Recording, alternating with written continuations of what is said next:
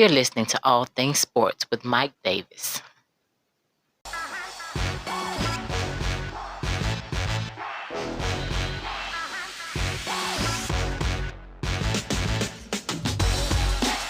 Hey, what's going on, everybody? Glad you can join me on another podcast of All Things Sports with Mike Davis.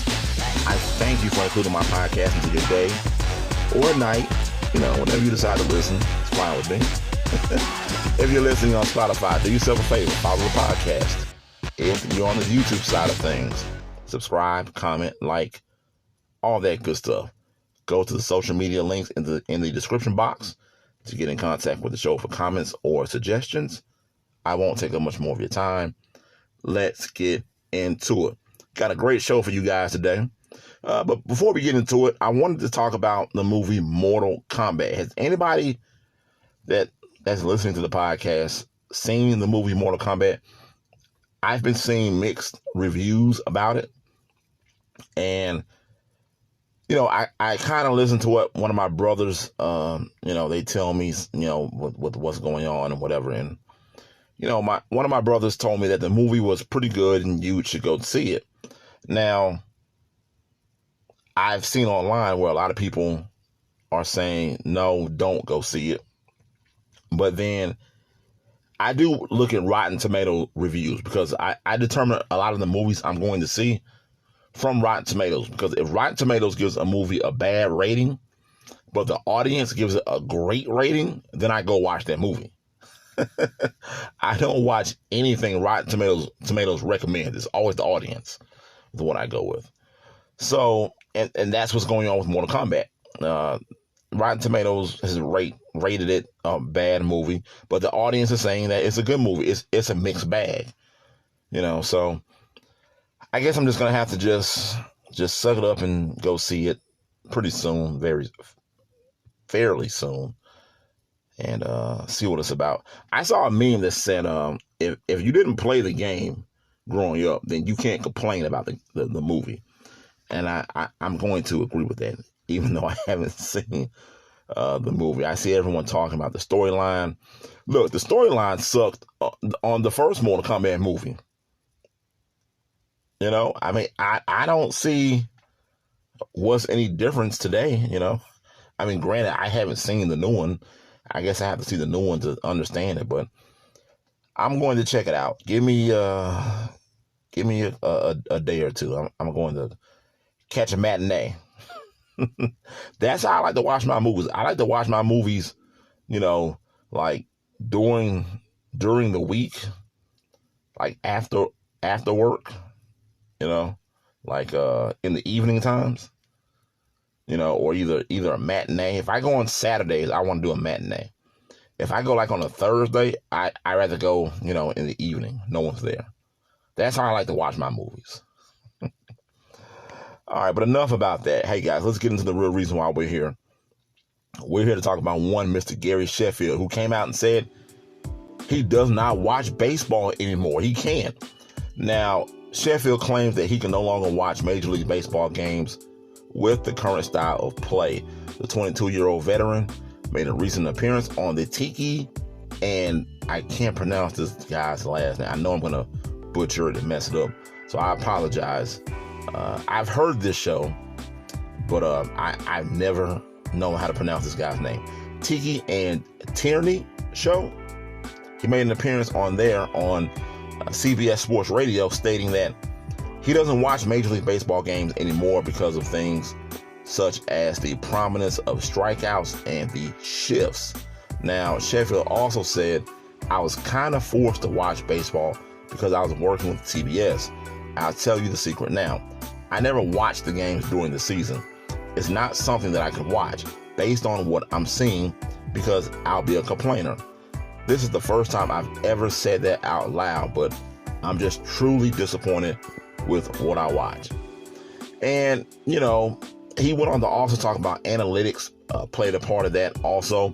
Charles Barkley talks about analytics on the NBA on TNT show, and I agree with him on that. Analytics has totally ruined sports, in my opinion. I mean, you because something says when you're in this situation, you should do this. And that's not how I came up with sports. When I came up, there was no analytics, to what guys are doing.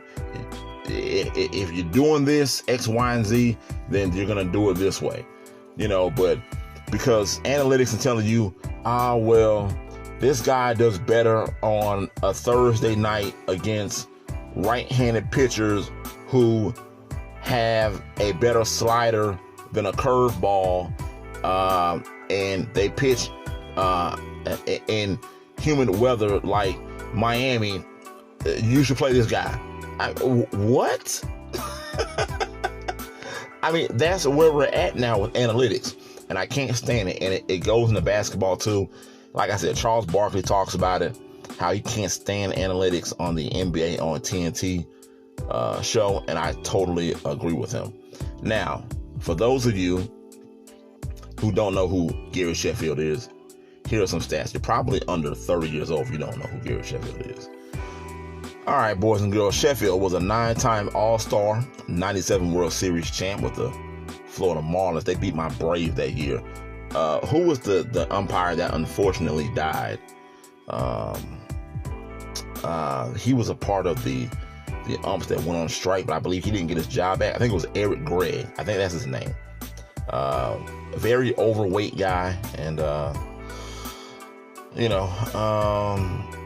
his strike zone was very generous in that series.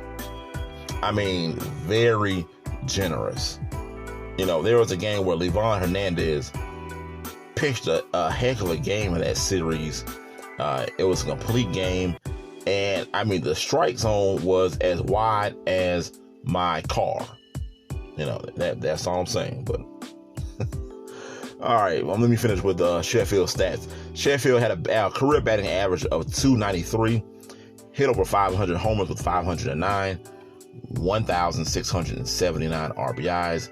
He had an OBP of 393.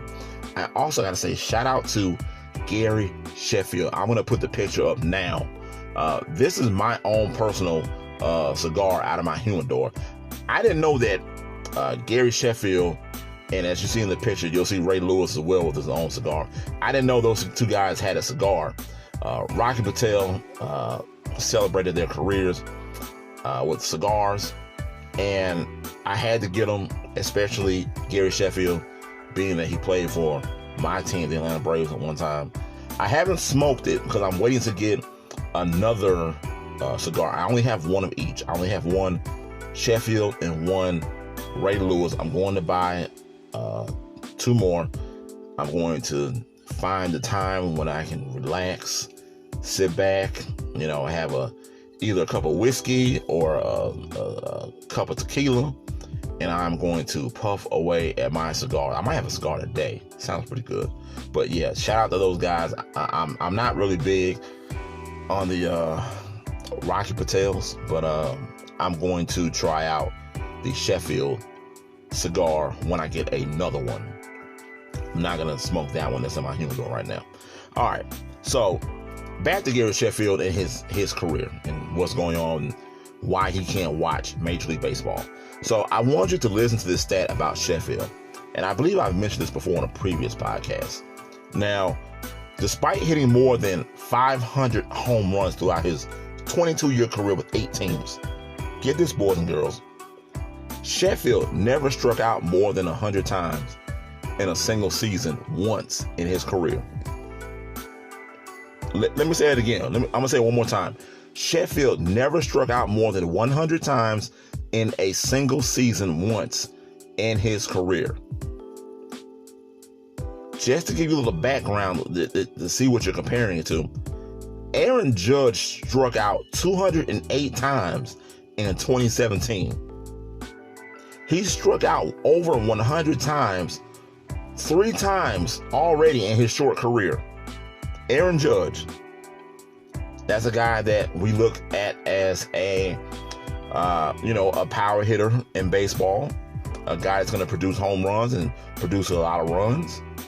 And his teammate, Giancarlo Stanton, he struck out over 100 times In 8 seasons of his 12 seasons, Sheffield never struck out 100 times in a season once in his career. Played 22 seasons. And I'm going to agree with Sheffield here. Look, I agree. It is a lot wrong with baseball being do I have time to go down the list? I mean, the time of the games, the strikeouts, the pitching changes. You can't celebrate, the unwritten rules you have to follow. I mean, it's ridiculous, and for a little while, I was a season ticket holder with the Atlanta Braves. And I will say that it is hard to watch baseball on TV. It's very hard. If I'm watching a baseball game on TV, trust and believe I have nothing else in the house that I'm doing. And I'm off work and it's the weekend. I take that back. Just this past last week, last Monday, I believe I was watching the Braves and Cubs, and I had the double screen on my TV. So I didn't have the sound on. I was watching something else, but you get my point. I would much rather go to a baseball game and watch there in person than watching on TV now. But other than that, like I said, I get where Sheffield is coming from, and I agree with him. I think they have to find a way to get the time down. Baseball games should not be as long as a football game. You have hitters that, it's either a home run, a strikeout, and that's pretty much it. The pitching changes. Starters can't get out of the 5th inning. Teams are saving guys. They don't want to blow arms out. You can't celebrate. If you celebrate, then you're going to get hit when you come back up to the plate the next time. The unwritten rules. Remember, I want to say it was Tatis from San Diego last season. I don't know if it was last season or the year before last. He hit the grand slam or was a home run. Not sure if it was what the circumstances were, but he had a 3-0 count. And, the unwritten rule is you're not supposed to swing at a 3-0 pitch, which I think is asinine. I mean, I'm here to win. I'm not here to, appease you because my team is blowing you out. I'm not here to make it easier for you. So I totally agree with Sheffield. There's the whistle. See, because I could have kept going on and on. So the whistle knew I was just going to just drag it on because it's so much wrong with baseball. So there's the whistle, and I'm going to just leave it there. Chef, I agree with you, Chef. I agree. Me and you, we're here. So let me know, what's your thoughts? Let me know in the comment section what you think. Does Sheffield, does he have a point? Is there any truth to what he's saying? I say yes. I agree with everything Sheffield said. All right.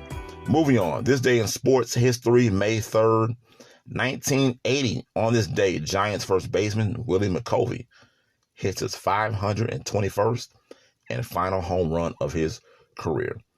Hey, look, that's all I got for you today, folks. I thank you for including my podcast in your day.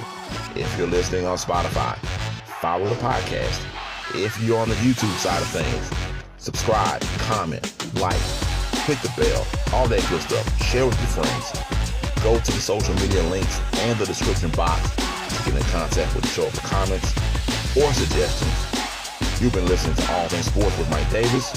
And remember, it's your world. I'm just giving my opinion. I'm out. Peace.